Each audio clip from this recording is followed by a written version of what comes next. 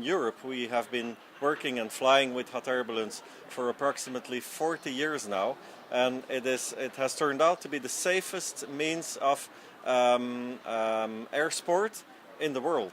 I understand if you're not familiar with ballooning that you ask yourself questions, but all depends on how good you do the planning. If you do a good pre-flight planning, if you prepare everything the right way, if you study the maps, if you study the images on internet, then you can perfectly fly a balloon very safely.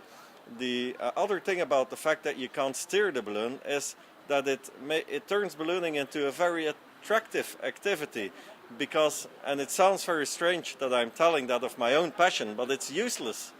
Ballooning is useless. Nobody needs it. You can't steer it. You can't have an aim with it.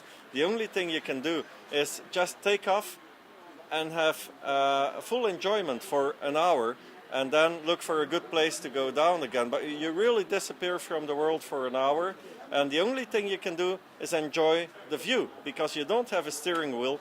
You can't go to work with it, you can't go to the supermarket with it, you can't bring your kids to school with it. The only thing you can do with it is disappear and enjoy the feeling for an hour.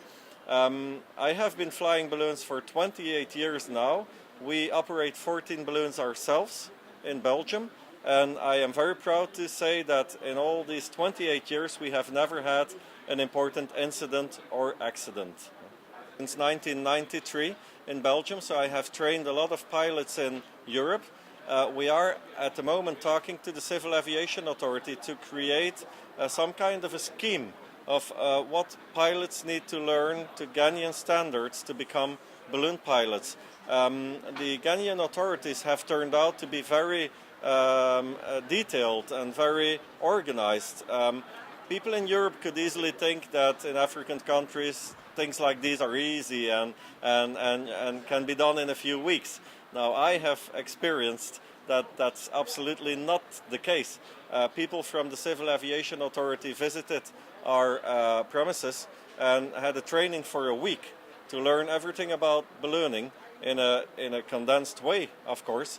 And the questions that they were asking were so detailed and so to the point that I immediately understood that aviation is considered very serious in Ghana. We have spoken to the Civil Aviation Authority people, and they are looking into creating a legislation for training of balloon pilots and what to do once you are a balloon pilot to have your license up to date all the time. So we are getting there, but of course it's a long process and it takes them time to create the legislation.